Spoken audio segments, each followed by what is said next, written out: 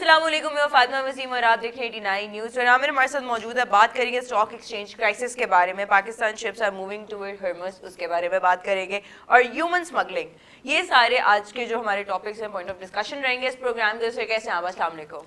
کیسی ہیں آپ فاطمہ؟ میں الحمدللہ ٹھیک ٹھاک. سر دا اسٹاک ایکسچینج کرائسس.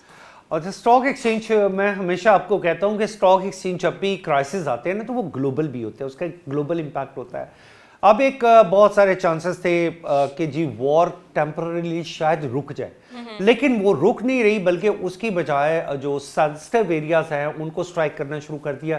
بڑی ایک خبر ہے کہ جی ایران کی جو ایک یورینیم جہاں پہ انہوں نے اسٹوریج ہے وہاں پہ ایک اسرائیل نے ایک میسو اٹیک کیا ہے، اور there might be some leakage وہاں پہ. وہ کہا جا رہا ہے کہ ایسے فیومز بنے ہیں کہ that is little dangerous for the human people. تو وہ ایک ایسی خبر آ جانا اور پھر ان ساری چیزوں پہ حملے جاری رہنا جو کہ آج سے چند دن پہلے ایکسپیکٹڈ تھا کہ might be it will slow down. اب جنگ جب ختم ہو رہی ہوتی ہے نا تو پھر ایک اور کام ہو رہا ہوتا ہے. یہ پوری دنیا میں ایسا ہوتا رہا ہے، ہسٹری یہی کہتی ہے کہ اس وقت ایک قتل عام بھی ہو رہا ہوتا ہے، اس وقت نہتے بھی مر رہے ہوتے ہیں اور اس وقت فوجی بھی مر رہے ہوتے ہیں. تو اس وقت وہ سینیریو چل رہا ہے. تو اس سینیریو میں یہ سمجھتا ہوں کہ یہ جو وار میں بار بار چینجز آ رہی ہیں اور وہ کلسٹر میزائلز جو فائر کیے جا رہے ہیں ایران کی طرف سے، اسی طرح ایران پہ بھی جو میزائل فائر ہوئے ہیں، ایران میں بھی بہت تباہی ہوئی ہے. اسرائیل چونکہ جیوگرافیکلی ایک چھوٹا ملک ہے اور ایران از اے ویری بگ کنٹری، دنیا کے بڑے ممالک میں آتا ہے، پاکستان سے تقریباً 1.5 گنا بڑا ملک ہے. ادھر آبادی بھی obviously زیادہ. ہاں ادھر، تو اس لیے ایران میں ڈسٹرکشنز ڈفرینٹ ایریا میں ان کے بہت سارے، ان کے 70-75 شہروں کو، جس سے سمجھے کہ چھوٹے بڑے تمام شہروں کو ٹارگٹ کیا گیا، ہر ایک جگہ کو ٹارگٹ کیا گیا. تو اس کا ایک بہت بڑا امپیکٹ آ رہا ہے اور وہ آ رہا ہے پوری گلوبل مارکیٹ کے اوپر. اور کل جو نیو یارک اسٹاک ایکسچینج ہے it was under huge pressure, even though کہ بیچ میں وہ ٹرمپ صاحب کہہ بھی دیتے ہیں کہ جی ہماری نیگوسیشن کامیاب ہو رہی ہے، ہماری باتیں ہو رہی ہیں، ایران نے مجھے 8 جہازوں کا تحفہ دیا ہے. وہ 8 جہازوں کا تحفہ، اس پہ بھی بات کریں گے کہ وہ 8 جہازوں کا تحفہ کیا ہے.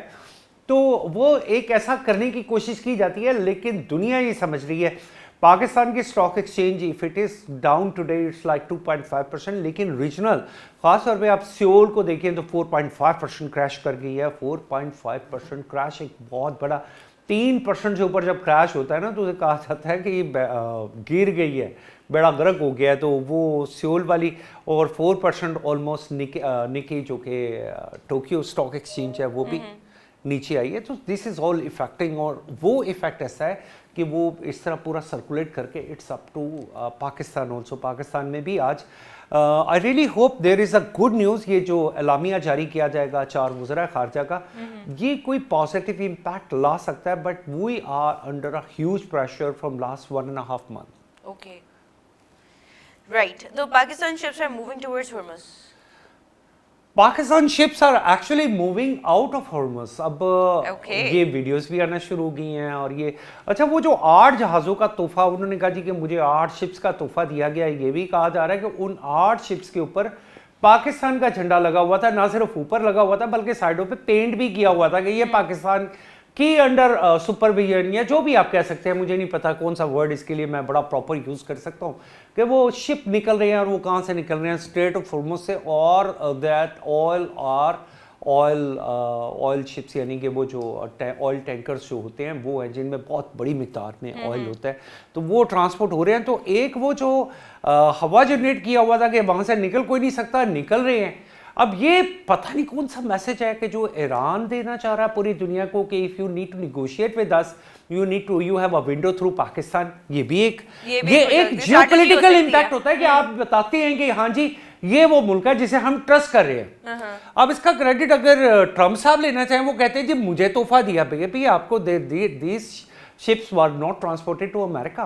وہ صرف آپ جسے کہہ رہے ہیں کہ تحفہ دیا گیا، بلکہ آپ نے بھی ایران کو ایک پیرل تحفہ یہ دیا ہے کہ ایران کا شپ جو کہ ایران کا وہاں سے آئل پرماننٹلی ایکسپورٹ نہیں ہو رہا تھا، دیر از اے ونڈو، وہاں سے ایکسپورٹ ہونا شروع ہو گیا. تو اس کو آپ کیا کہیں گے کہ وہ ایران نے تحفہ دیا ہے یا ٹرمپ نے تحفہ دیا ہے؟ مجھے تو ایسا لگتا ہے کہ یہ ٹرمپ نے ایران کو ایک پلی بارگین ایک سچویشن میں لانے کے اوکے. جب یہ نیگوسیشن ایکچولی ہونا کیا ہے کہ وار کی نیگوسیشن ٹیبل پہ ایک بار ہوتی ہے کہ اس میں ایک چیز اناؤنس کی جاتی ہے، ہو از دا ونر. اب اصل جھگڑا جو ہے نا وہ یہ نہیں پڑنا کہ وار بند کون کرنا چاہ رہا ہے. وار دونوں بند کرنا چاہ رہے ہیں. دونوں ممالک 100 دفعہ کہیں گے کہ جی ہم 100 سال جنگ لڑ سکتے ہیں, ہمارے پاس اتنے میزائل ہیں, ہم فوجی لا رہے ہیں, ہم پیرا ٹروپرس لا رہے ہیں, ہم یہ کر رہے ہیں. پوری دنیا سے امریکہ نے پیرا ٹروپرس لانے بھی شروع کر دیے. But the fact is not that. Fact is they are finding a safe passage. اور سیف پیسج کا مطلب ہے کہ فیس سیونگ. اور فیس سیونگ کہاں پہ ہے؟ فیس سیونگ اس جگہ پہ ہے کہ ٹرمپ کہے جی یس وی ہیو ون دا وار, کیونکہ ہم نے وہاں پہ رجیم چینج کر دی. بھائی رجیم کیا چینج کیا ہے؟ پہلے آیت اللہ خامنئی تھے, اب مجتبیٰ خامنئی ہے. پھر رجیم تو دیئر, رجیم از دیئر. اس کے علاوہ آپ نے کتنے ان کے مطلب ٹاپ لیول کے آپ نے کوئی ایسا نہیں کیا کہ وہ جو آپ انقلاب لانا چاہ رہے تھے کہ جی یہ انقلاب آ جائے گا ایران میں اور یہ رجیم چینج ہو جائے گی.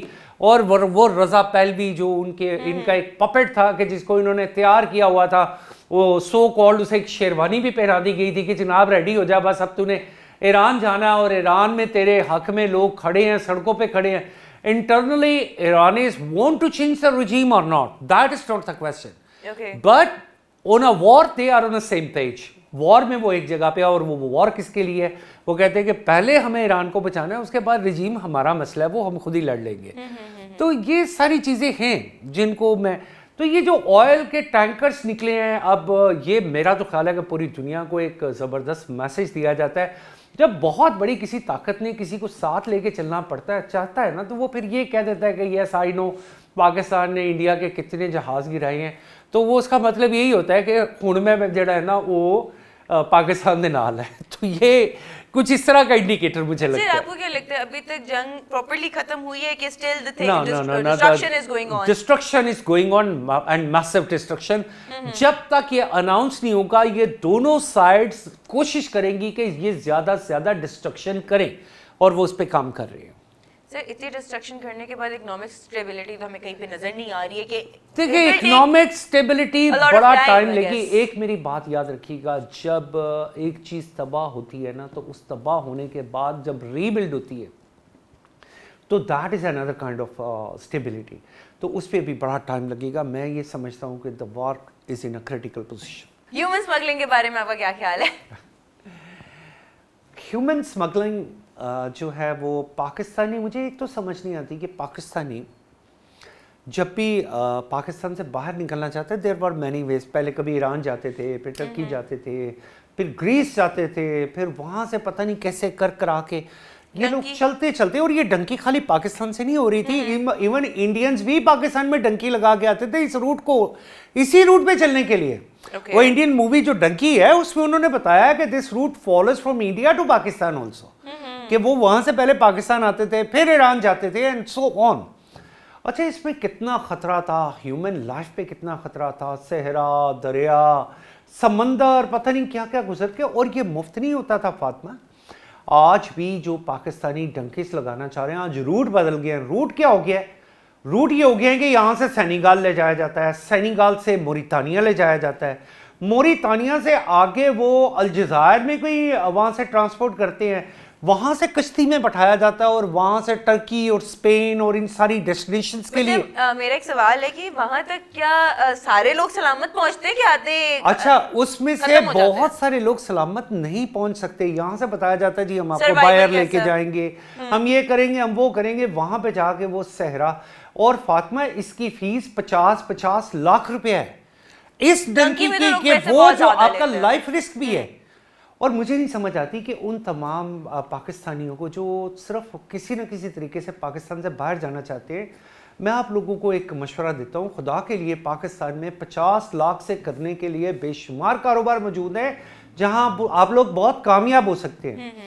تو یہ جو ڈنکی ہے اس پہ ابھی ریسنٹلی میں نے سنا ہے کہ ایف آئی اے نے ایک بہت بڑا ایک ریکٹ بریک کیا ہے ان کا. اور وہ کہاں سے ہے, وہ کوئی گجرانوالہ کے پاس ایک کوئی گاؤں تھا, نوشہرہ ورکاں, اور نوشہرہ ورکاں, مطلب دے کاٹ سم ون فرام دیئر, اور انہیں وہ اٹھا کے انہوں نے, اور وہ 44 لوگ تھے جو کہ موراکو انسیڈنٹ پہ کشتی کے حادثے میں ہلاک ہوئے ہیں, اور اس کو پکڑنا, اسے پکڑ کے پھر ان کو سزا تک لے کے جانا. یہ جو پاکستان کا پاسپورٹ ریسنٹلی ہم نے پہلے بھی پروگرام میں ڈسکس کیا تھا, it is gaining its strength کہ 126 128 میں سے یہ تقریباً 90s میں آ گیا ہے.